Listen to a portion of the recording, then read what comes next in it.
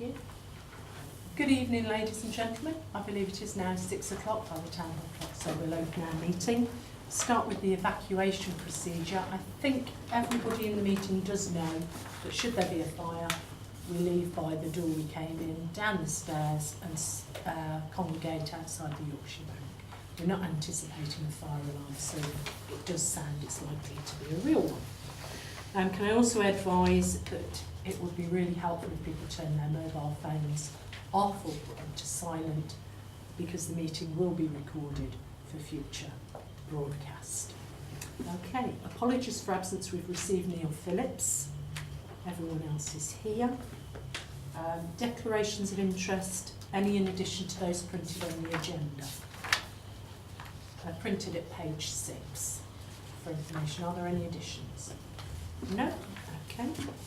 Item 4 then is to confirm the minutes or otherwise of the meeting held on the 23rd of May. Is someone prepared to move they are a true record? Not quite, Chair. Is that agreed? Not quite. Oh, not quite. Councillor Long. I'm recorded as being here. I was here in spirit, but I wasn't here in body. Thank you, Councillor Longden. Well spotted. Are we all happy to say that Councillor Longden gave his apologies to that meeting? I think I clearly recall that. Are there any other corrections to the minutes? Are we all happy with them then otherwise? Yep, okay, thank you. Public consultation, we've got quite a few people wishing to speak on items 6. I've got Councillor Condicor and Councillor Wilson.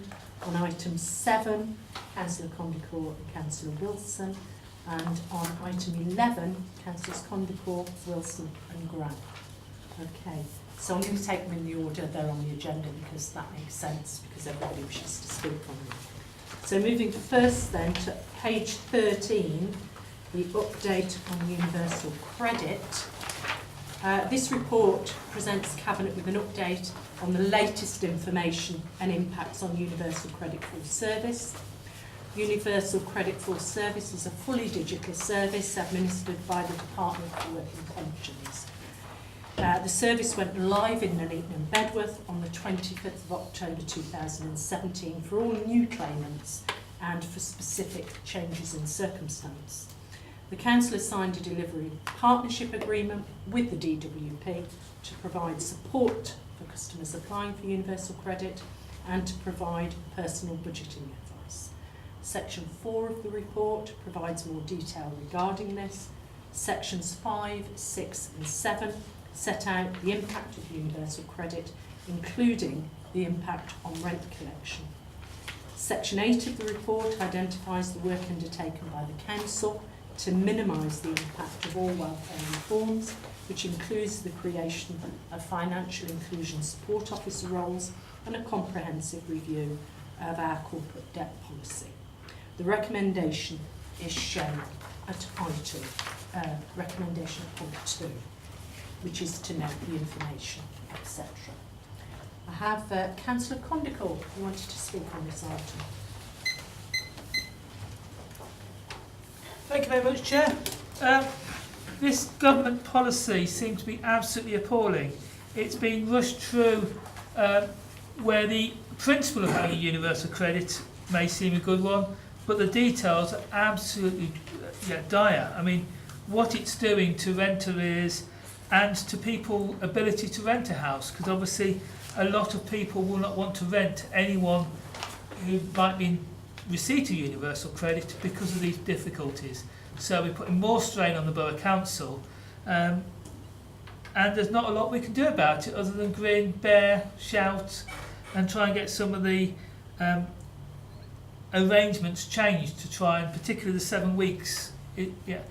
People do not live like that who have limited funds. People live like that with well-paid jobs, and people in London on massive salaries may think monthly salary in arrears is fine, but the reality of people already struggling and may become out of work or incapacitated, to have these delays is absolutely appalling. And I do hope the Conservative colleagues behind will actually lobby to do something about it, because who else is going to rent property to someone who hasn't got money for a month? It's just a crazy system, and there needs to be a sanity check. Thank you. Thank you, Councillor Connicott. Are there any points of clarification? Thank you very much. Councillor Wilson.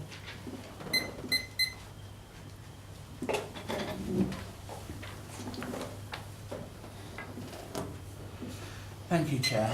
At the start, I'd just like to outline my declaration of interest in that I work in the county court system, and I come across a number of people who come into rent arrears and use universal credit, and some of the experience and things I'm going to say comes directly from having dealt with people and organisations through my work. This is, in some respects, a very high-level report on universal credit. I don't think anyone's going to pretend, even the government doesn't pretend, that universal credit is going swimmingly, because as when you introduce any new system, particularly where benefits are involved, there will be teething problems. It is always unfortunate because there is always a person at the end of a claim, at the end of a warrant of eviction, etc. But looking at some of the details of the report, at 7.5, for example, of the report, it states the total arrears, and that the total of those claiming universal credit accounts for 27% of the total arrears outstanding.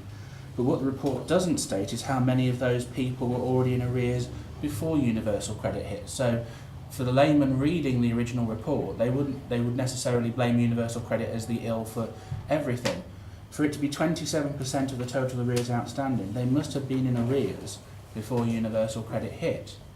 It's not possible to accumulate 27% of the overall arrears that this council has since the 14th of May 2018, or when the universal credit came in slightly before.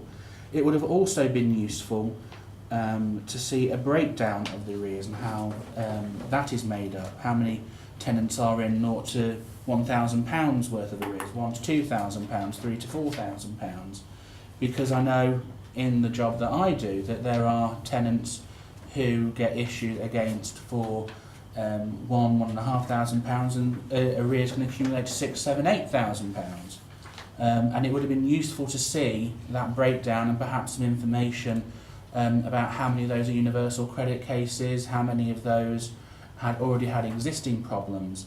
Also the report at 7.3, where it shows the total amount of rent arrears. What the report doesn't highlight is that these are compound arrears, because you will not pay off the entire arrears from a court order, for example, from one financial year to the next. So those arrears will continue from financial year to financial year.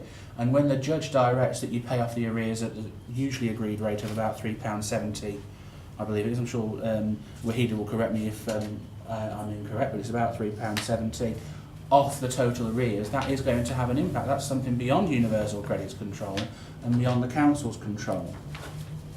There's a lot more that the council can do about the passport online system, which is now coming online, but also more support we can offer, for example, pointing people to P3, the duty solicitor scheme available at courts, and also advice rights, because employment does affect people's ability to pay.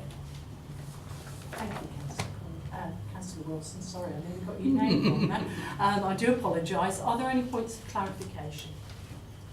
Can I just ask, Councillor Wilson, do you think the introduction of universal credit has had no increase then? No effect on renting arrears? I didn't say that. I believe there will have been an increase in rent arrears because it would have happened regardless of what reform was made. Reform, in my view, is necessary to the benefits system to make it pay and to also get people into the habit of how to control their money. It's how we actually monitor and assist those people who are in trouble, which I think this council is making good work on, but I think there is still more that we can do together. Can I thank you for your comments? Thank you, Councillor Wilson. The report is there, as noted. I have to say personally that I agreed with every word that Councillor Condicourt said. This is does have some dire effects. I point to 7.4 of the report actually, where we know of these total, there are 405 local authority tenants claiming universal credit. Of these, 311 are in arrears with their rent, and the arrears total is some £284,000. I think that puts in very clear parameters how difficult it is for people with the introduction of universal credit, and I think it is exacerbated by the delay in actually receipt of that benefit. I think that is very, very difficult to suddenly, for many, particularly people on low incomes, to suddenly have to wait 4 weeks. I don't know how you would feed your family in those 4 weeks, let alone consider paying their rent. So I do think there's some real, quite damaging implications of that wait in particular for receipt of your benefits. Are there any comments from the Cabinet in regard to this? Our Cabinet happy to note the report, albeit with sadness, that's in front of us? Your recommendation too. Okay, thank you, and thank you for your comments. Move then to the next item, which is item 7, the General Fund and Housing Revenue Account. This report sets out the financial position for both the General Fund, HRA and capital programmes for 2017-18. The General Fund outturn position is a slightly reduced contribution to reserves of 7,000, and key variants are shown at Appendix A of the report. The main challenges for the year have been an increased demand for temporary accommodation and higher refuse and cleansing costs, partly due to the particularly bad weather this winter. These have been offset by increased planning income and vacancy savings. As part of the final accounts process, the Council's earmarked reserves are reviewed to ensure that they remain at an acceptable and prudent level. A breakdown of the Council's reserves at the 31st of March is given at Section 4 and Appendix B, and Cabinet are asked to approve these balances. The final outturn on the HRA for 2017-18 is an increased surplus compared to the budget of 368,000, which is largely due to salary and contract savings. Further details on the HRA variances for the year are given in Appendix C. The overall surplus on the HRA will be used to support the business plan in future years. A summary of the capital programme for the General Fund and the HRA are given at Appendix D. There has been some slippage on the capital programme for the General Fund and HRA, and spend has been reprofiled to the years 2018-19. Cabinet are therefore asked to approve revised capital programmes for 18-19 as shown at Appendix E prior to submitting to Council. The Council is required to complete its statement of accounts for 17-18 before the end of May. This is a month earlier than in previous years.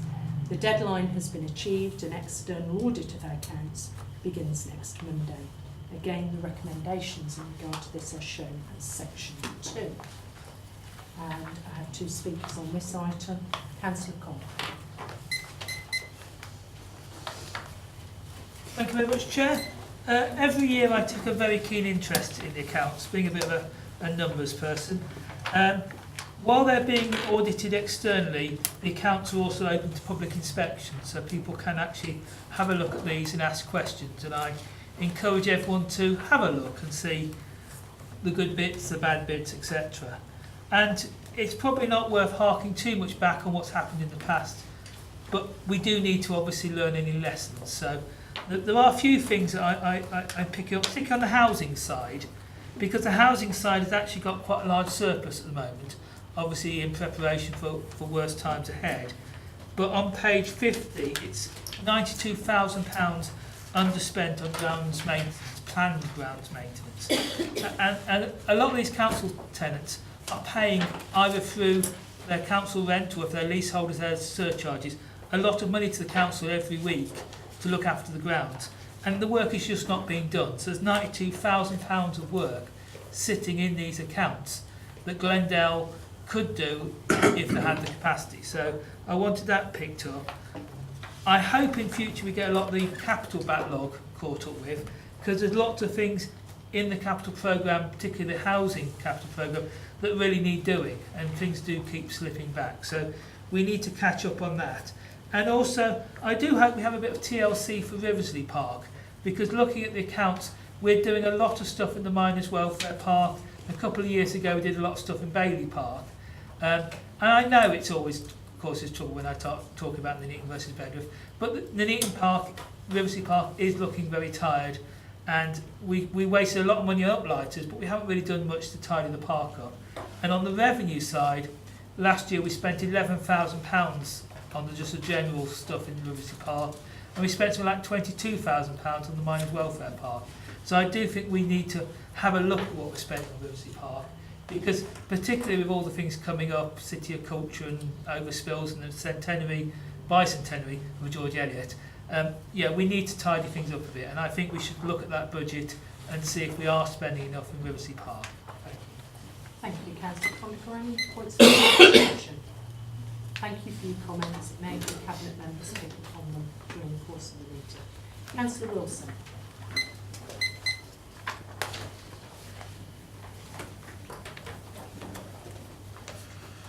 Thank you, Chair. I think it's slightly saddening that no one on this item has yet mentioned about the good news which is in the report, which is about the business rates retention, which is there. We have actually achieved £700,000 more in business rates retention. I appreciate there was some forecasting issues and some accountancy issues about how to move forward with that according to the report at 7.3 and how it comes in, etc.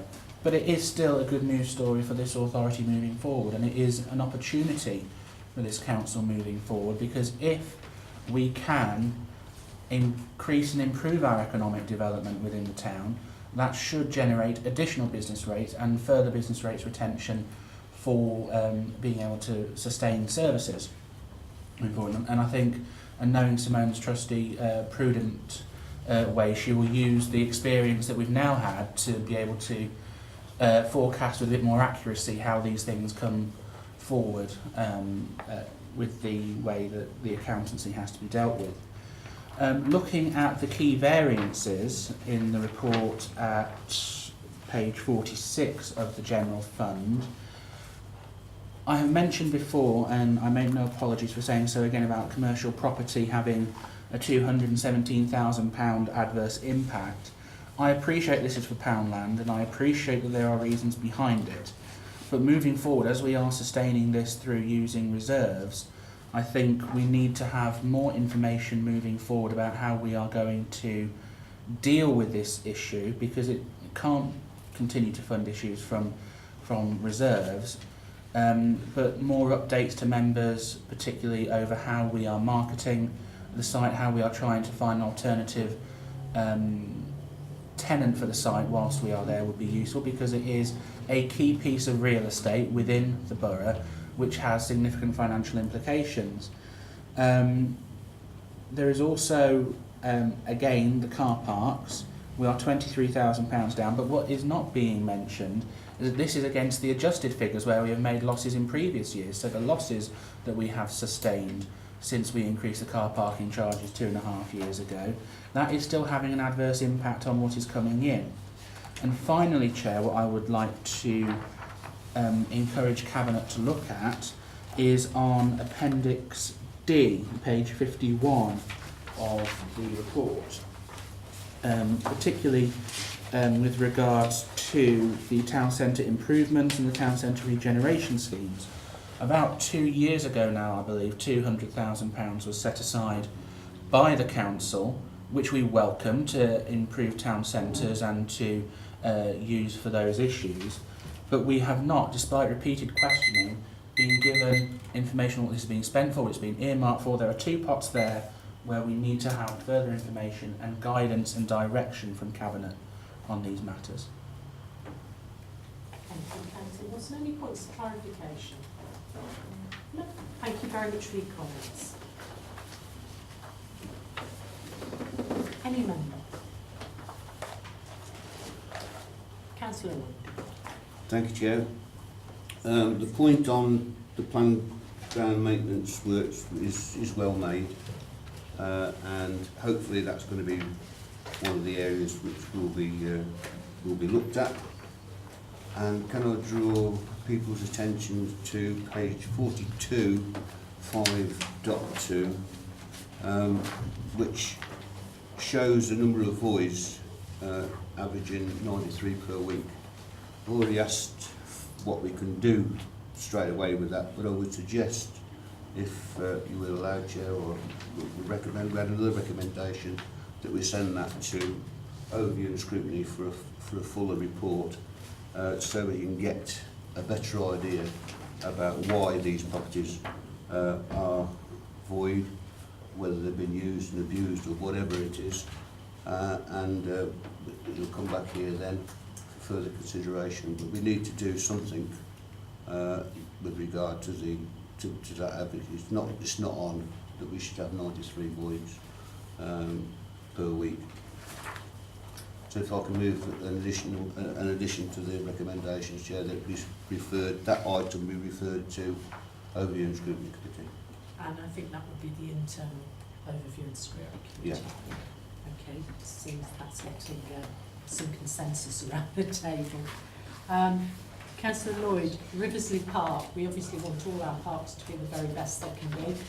Can I ask that you look at that issue and whether we need to review spend to make sure it's appropriate in that destination park? In regard to business rates, Simone, can I ask you, have we got clarity from government that we can keep 100% of business rates yet? No, the latest information is that the government are now looking at is retaining 75% of business rates rather than 100% because of the total amount of business rates and what that's used to fund. The current expectation is that that will still come in for 2021, but we're awaiting further details and further technical consultation on that. I would just add as well, in terms of the increased income that's showing in the report, just to clarify, that is due to accounting treatment and timing differences. We only have to account for different parts of business rates. It wasn't a forecasting issue, it was the accounting treatment that we have to follow. There is increased growth from the pool there though, so that certainly is a good news story. But we are hoping, certainly by the autumn, to have a little bit more clarification on business rate retention moving forward. Thank you for that. Sorry, I thought that was important that we just get clarity, because it seems to be, when I read things or hear things on TV, that we're getting 100% retention and there is no certainty on that at the moment. Right, it has been moved and seconded that we add a 2.5 to the recommendation to ask the internal ONS to look at the void issue. I think that would be a really good way actually of providing, potentially making sure we're getting best value out of that, and a good use, I think, of ONS, if they will obviously take that up, we're in their hands. So with that addition, are we happy, Cabinet, to approve those recommendations? Agreed.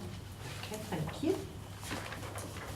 Then move on to any recommendations from overview and scrutiny colleagues.